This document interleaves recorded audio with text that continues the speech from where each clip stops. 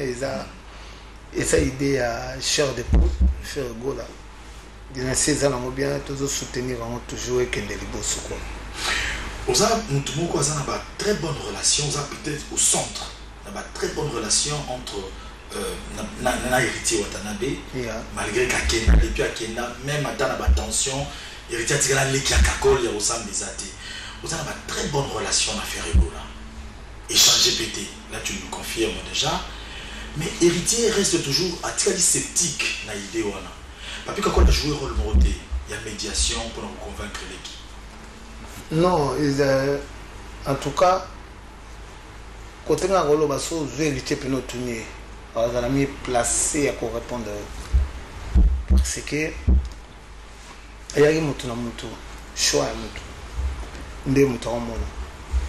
Bon, moninga des solos non que combat le roi de la forêt ça tous en apprenant au chapus mais ce monde souvent tout va ban les rois de la forêt Watanabe Ferregola Babindo Bill Clinton nani ce JDT Molopo Emilia Alias de Mingongo Sorozui c'est Léo Ozu Susunani la Coste donc aussi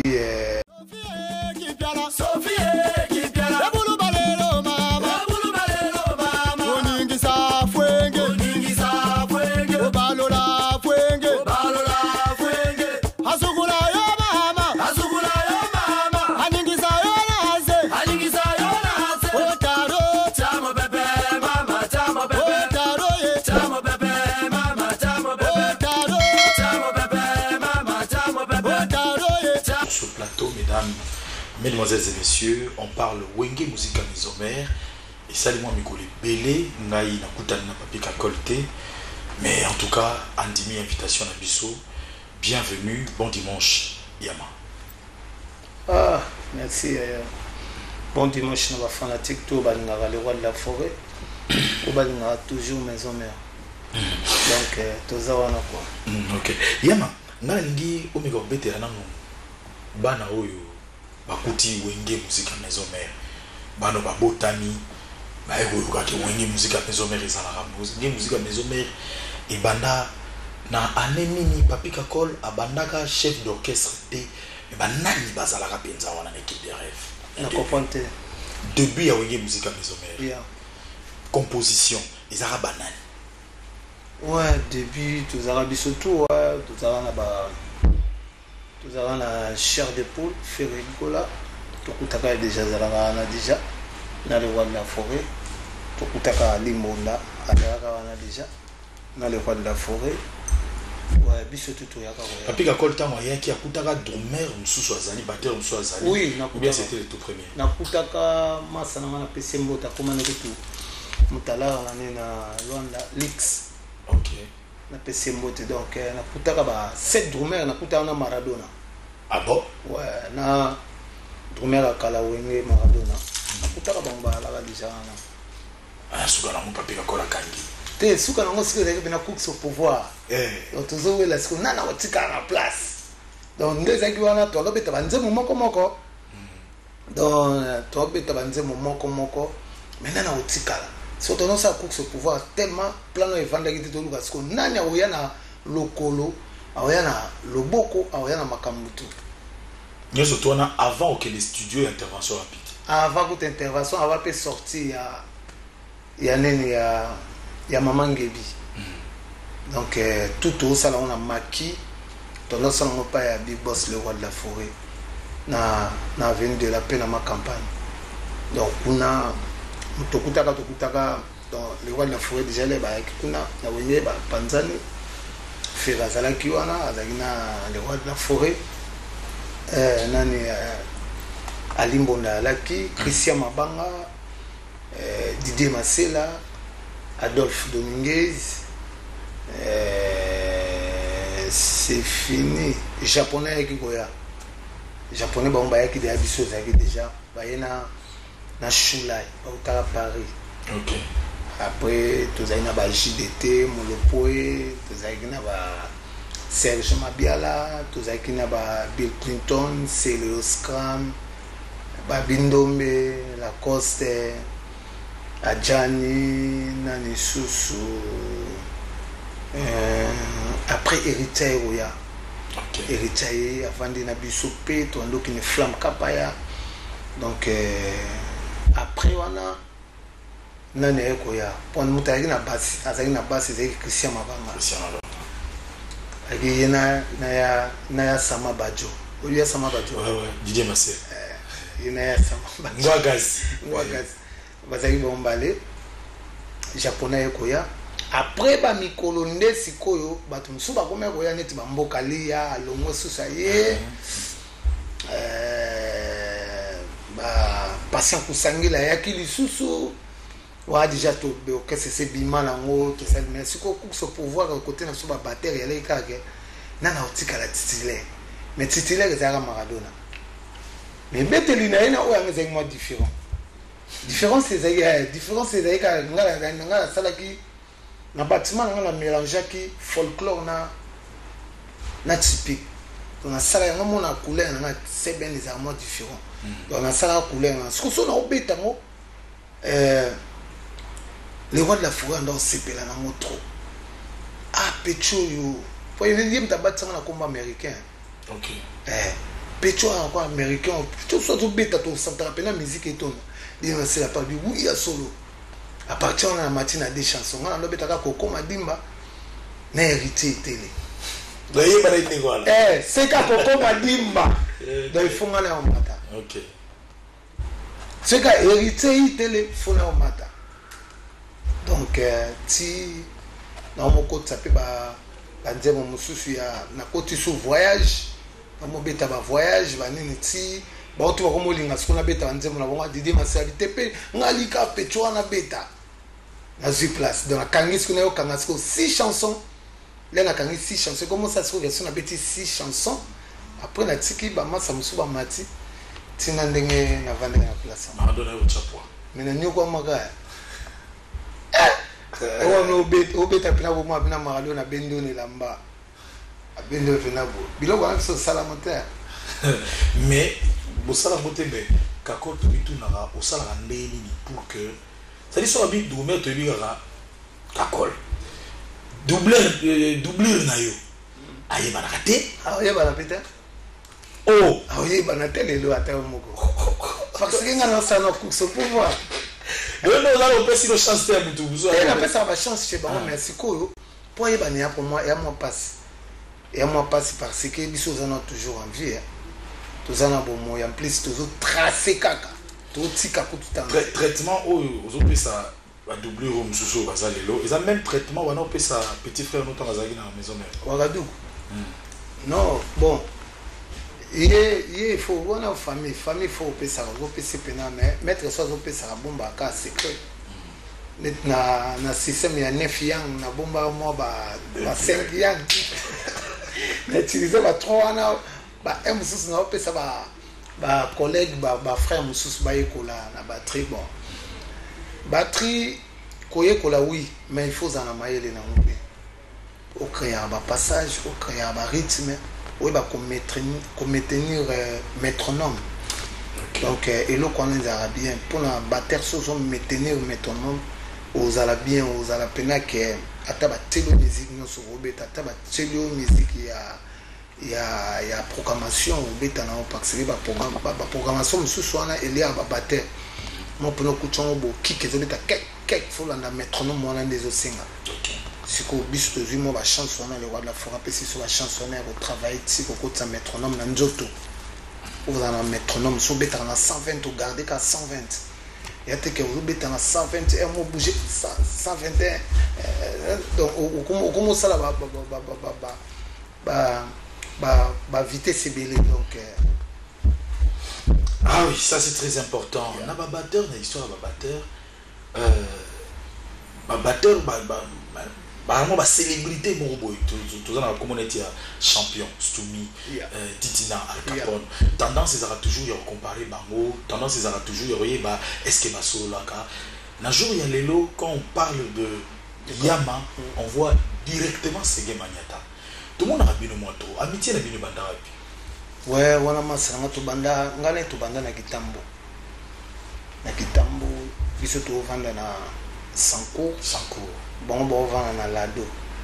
Ok ouais avant na Kitambo na Lado vanda na famille pela vanda kana donc les biso to bita na Kibinda somo na Kibinda to des productions na des productions il faut au Kabola ce qu'on a avec un amour moi na segen akene na produit na kena bato mususu to kabona dudu biso kena ba dudu ba misusu ba vivre ba kena na segen na misusu beta mais produit yaka Kibinda donc masanga to banane banda kala par ça je vois ça ba test ya ba batteur na vis-à-vis quand je vois on qui dit bato beta le video rideau ya wenge na kelala conseil beta na bigina kwa mo bonala na nzoka ba ça ba test ba demain allez bazoi oh je vois maman bazui na ouais 4x4 ah ok yeah ok bazui bon c'est bon voilà massa metto sala association na biso mo boy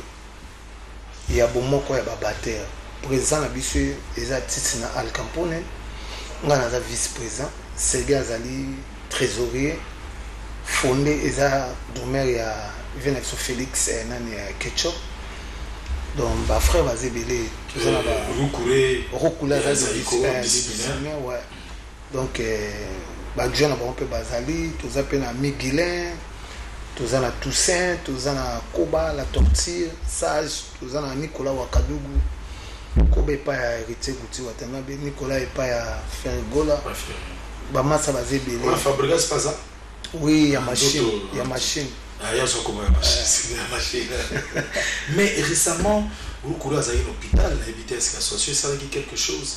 Biso pena na bomoko na biso, toza pena bomoko. Toi na caisse na biso to sala to chabala, ma mebele bele. Toi pena na bomoko na biso caisse ali, c'est game tabomba mbongo trésorier. Toi ka soto kutani chaque réunion to chaka $50 à chacun.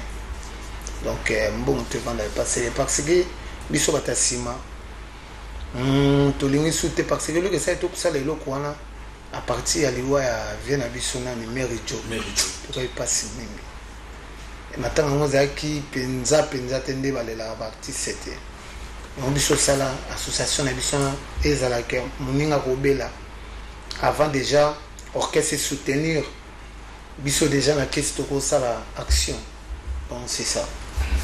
Alors, il est sur ce plateau, mesdames et messieurs, je rappelle bien, il s'agit de Papy Kakol, maître Bienvenu Faso, le généreux du barreau, maître Christian Cara, bon dimanche à vous, en train de nous suivre. Nous pensons à partir de Paris, comme cela, au bâtonnier Coco Okayudi, le vent charismatique du barreau. Merci de porter un regard particulier sur notre modeste personne, Adonis Mayalos, un auberge et a été crié comme cela à Matadi. Nous allons nous y rendre, question de tâter du doigt à la vraie réalité de cette réalisation. Papy Kakol, santé à dynastie. Déjà, Ndérémini. Badoza na rôle à ma casse ou jouer dans la dynastie. Ça l'a revenu comme il s'ouvre. Donc, dynastie. Oui, ouais, mais c'est dynastie, ça l'a bien, dynastie, ça bien, et ça idée à cher de poule, cher gola. Dynastie, ça l'a bien, toujours soutenir, toujours et qu'il y ait des beaux secours. Nous avons une très bonne relation, peut-être au centre, une très bonne relation entre Nana héritier Watanabe, malgré qu'Akena, depuis Akena, même à la tension, héritier Tigana Leki Kakol, il y a au centre des athées. Nous avons une très bonne relation à faire Ebola. Échanger pété, là tu nous confirmes déjà. Mais héritier reste toujours à tirer sceptique dans l'idée. Papy Kakol a joué un rôle modé. Il y a médiation pour nous convaincre les qui. Non, en tout cas, quand on a rôle basso, je vais éviter pour nous tourner. Alors, on a mis placé à quoi répondre. Parce que il y a un choix. Nde mutu omona bon moninga di solo no mona ke komba le wala foreza tozana pona on chapus mais so moni so bango to ba bana le wala foré Watanabe, Ferregola, Babindo, Bill Clinton, Nani Susu, JDT Molopoe, Emile Alias de Mingongo, Sorozui, Célio, Ozi Susunani, Lacoste, donc Ozi J3, donc tout Baba dans le roi de la forêt. Baba dans le roi de la forêt. Mais place est vraiment compliqué, on va pas comprendre. Comment se fait-il que faire ça bien, n'a qu'à coller, mais faire jusque-là, à dire que papa était papa, il a pour chat à moi voir. Mais qu'à coller, à ça, on a fait, ils ont pu me dire, moi, ça, ils doivent comprendre de dater. Qu'est-ce qui se passe dans mon tout, il y a là. Moi, je comprends les dates. Dès qu'on comprend les dates, c'est quand même pas comprendre. Parce que, son moniféré, et ça, maman, on a le roi de la forêt. Son moniféré, na Abidjan. Maman, le roi de la forêt. On va ah, musicien, ouera. Vita Imana. On comprend? Donc, c'est ça, Joey. Là, où tu as ma baisse en tête. Et là, on m'a baissé en tête. Et là, on m'a baissé en tête. Tous assieds et 12, c'est ça, tu as 400 ans. 12 ans. Donc, mon bébé, ça 12 ans. Comme ça, 12, tu n'as pas mon bébé, ça 12 ans. 12 ans, tu n'as bien battu. Expliquez ce que fanatique a visité. 12 ans. Je vais t'expliquer, on va pas dans le et pas il y a un collègue. C'est pas vrai. Puis ça, chasse, tu as 12. Tu as dit voilà, tu as 12. Il y a sur le bac déjà pour la business occasion. Occasion pour tout le monde qui a 12. 12, c'est un ligne. Tu as quand tu as fait le matin, il y a 12. Non, 12 c'est ça qu'il faut avoir esprit. Il faut avoir la carabine, il faut avoir la lave, il faut vivre bien. Oh,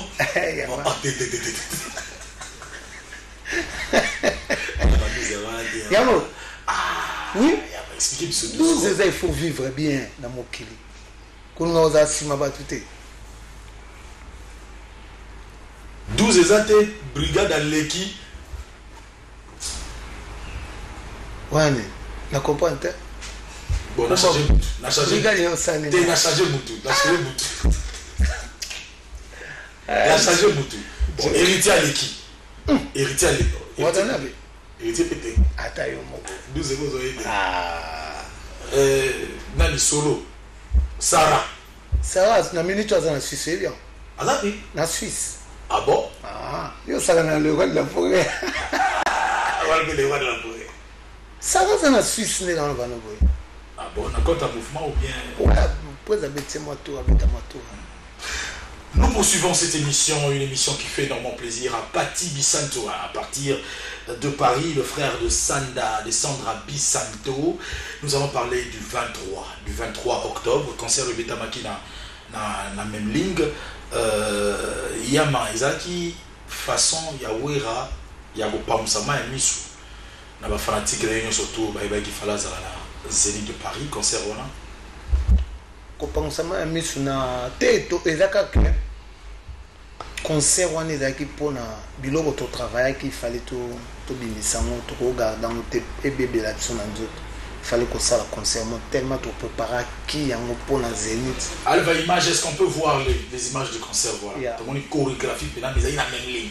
La même ligne donc badira efe bamona kutu tobimisi nyonso te tosaleka mwa moke kaka moke parce que le temps ekomaka ya kotanga kwa donc ezaka mpona kosepesa bafanatique na ye oyo baza na monde entier oyo balingaki musique wana tobeta batikala mpasi wana te mpona kolongola bango susi wana kwa yango tobeta concert wana ya même ligne c'est ça quoi. Après concert au vidéo moko boye tiami na réseaux sociaux vidéo yango elobisi mwa bato mwa mingi ngai particulièrement bayebaki na oyafa yo aisina meko tuna yama communication nini ezalaki autour ya vidéo wana ya causerie morale mais kokangela mpena bamusicien en rapport avec propriété en rapport avec impact ya musicien na musicien ayaka na eskaza na public et tout. C'est important pour les réseaux sociaux. Dans les réseaux sociaux. Tu au moins négligence na biso ba musicien. il faut relaxer fanatique. Bon, relaxer fanatique, bah habiter que bah yini bah musicien non. Bah relaxer que tala makamuto singa bah musicien bah sala bah sala amote. Par exemple, les musiciens sont au concert au même moment en balité. Musicien de tout bah musicien qu'elle est biso zalaga na pizza. Au moins qu'elle est sous concert ou l'aime sous 10 momies. Il y a la mission mon son unité 10 momies. Nous sommes à 10 momies. Nous sommes à 10. C'est déjà combien? 4 celles il y a 40 momies. Puis on va encore te filer on fout le bon habillé. Propriété les habillés. N'a biso ba musicien. Les bon là c'est que aujourd'hui on a musicien où na biso fanatique abanda kotala bandi otalo na se amatiti likolo atali pe côté ni ovandi atakela mso ovandi ozomela lotoko bien te ezaka ba conseil moko ya vie pour na toto va quelque part équipe oyo ils ont décevoir non ko décevoir c'est trop dire mais ezaka il faut bazala toujours présent. Pas à la kaka na makambo wengeli ngaka il faut ba approchango ba kolango quoi parce que neti nga na changer te nga so moni nga ko mona ga musicien bon avant que tu mutalo bano tala bokolo ba so po yebi nga to ba o parisien nango mutalo ti state obe wa donc là ko tala ka mais oui bah c'est non et ça kakol ah ça va tu cause photo oui musicien faut ba singa o ba photo.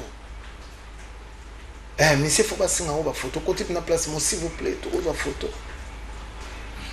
Donc, ça va bien. Moi, je vais conseiller. Ça peut bien là, bon, fanatique, ne va pas bien. En tout cas, je vais préserver ça. C'est ça. Alors, au jour d'aujourd'hui, après le concert le 23 octobre, en termes de production musicale, tous la maison mère. La studio, la minute aussi beaucoup et là où on s'est préparé. Tu as un single mot toujours binissa. Tu as un single mot qu'on a édition, même esprit, même morale. Donc tu as la même morale, mais tu as un générique mot toujours bien là. Un édition générique quoi les amas cambo. Le temps d'esprit. Le temps d'esprit. Contre boule. On a plus confiance dans l'animateur dans les sous. Mais ça on a confiance là, t'es qu'à Jamaïque Azawana, Diego Azali, Diego Azali toujours. Diego Azali toujours. Goldberg Azali.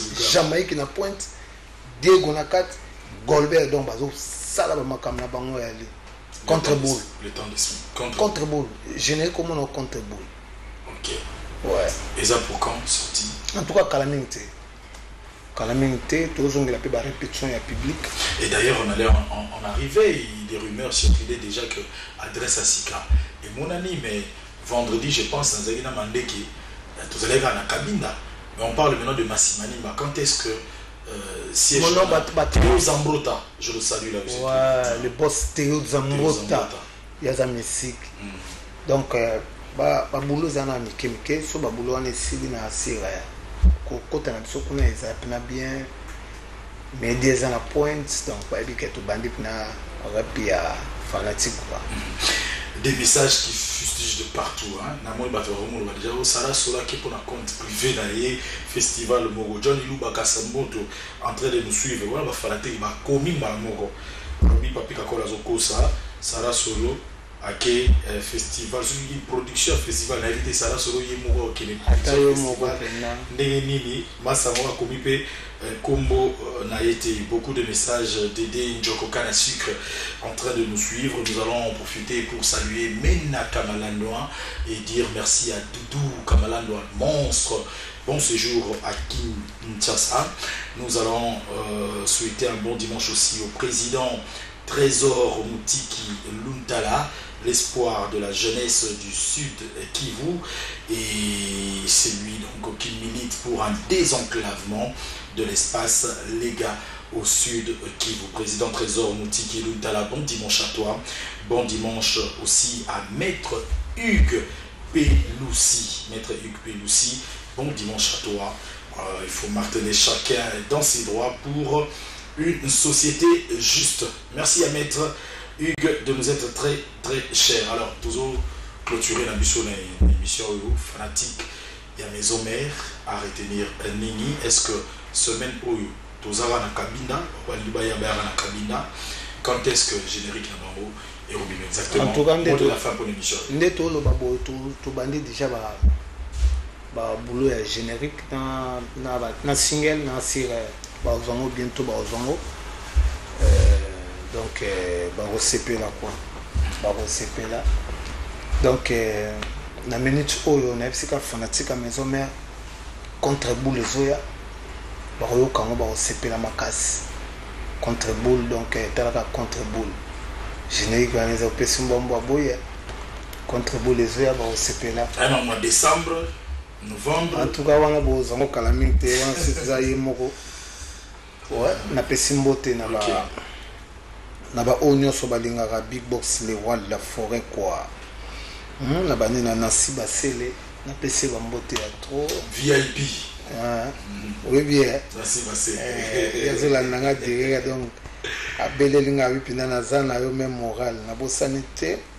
Rapidement. Ouais, na pesimbote pa ya yoli balonda yoli balonda na peso bambote ya trop na bosanité ya lycée ekofo motema ya mama eli ekofo encore et toujours na pesi bambote ya trop bon na otala bo Igolix Kabongo l'empereur du Japon Igolix Kabongo l'empereur du Japon ye Japon na nzoto bambote ya trop koto yali na bosanité nazomona le président Lambert Osango batala gauche batala droite président Lambert Osango na pointe Théo Zambrota force plus force est égal à force le dollar c'est manche deux fois Théo Zambrota na bon Victor Bosoku azana dollar azana franc azana tout azana négociation na concert le na bino mona gango Victor Bosoku ba bon dimanche motema mama Kesi na pesi bambote na bosante ligne d'énergie maman na Chilo maman na Merveille maman na Shekina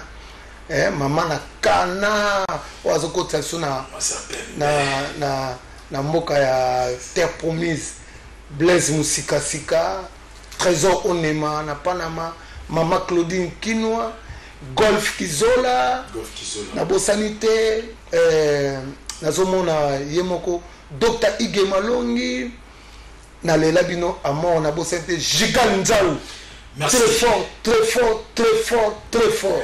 Merci beaucoup. C'était donc Papi Kakol, Dr Pichu Muzungu à la coordination de marketing. Bon dimanche à toi. Nous informons que tout à l'heure, Adolphe Dominguez à Kitambo au village Diantotila. Le village Diantotila sur Outiville, au niveau Bima Magasin, juste avant Bima Magasin à gauche, le village d'Antotila avec Adolphe Dominguez. C'est pour tout à l'heure, déjà à partir de 15h. Et nous en profitons pour saluer le boss Fernando Finda Diantotila, l'ami Fernando Finda Diantotila. Yaza boss des boss. Voilà, nous en profitons pour lui dire grand merci. Jibi Kabaya, notre ami l'expert comptable, nous a été très cher. Nous pensons à André Michel Ayou, à Kinshasa, il est en séjour. Coude Asaf Gérald, le vieux scellé Nentobo, aussi le silence qui paye toujours. Yaouli Moucheni, Ted Tedai, merci pour tout ce que tu fais pour nous. À partir de Bruxelles, nous pensons à Charlène Nono. Merci de nous être très très très chers à Londres. Douce Andrea Malanda qui nous a suivi. Blaise Sissa, ma belle pété aussi était de la partie. Nous allons souhaiter bon anniversaire tout à l'heure. Mais si vous avez aimé cette émission, dites merci à la coordination assurée par Papi Mandeke. Merci à Frédéric Kipimo, assisté par Alva Image. À la prise de vue était donc comme cela Clovis Odinga et Gelor Kanza a contrôlé bien sûr le plateau. Nous disons grandement merci à l'hôtel de ville de Kinshasa, le gouverneur Gentini Ngobila Baka. Nous soutenons Kin Bopeto toujours. Ah, oui. Et clin d'œil à toi, Bopeto. le conseiller spécial Chicho Idambito. Merci pour tout. C'en est fini ici. Dimanche prochain à la même heure, avec d'autres invités bien sûr.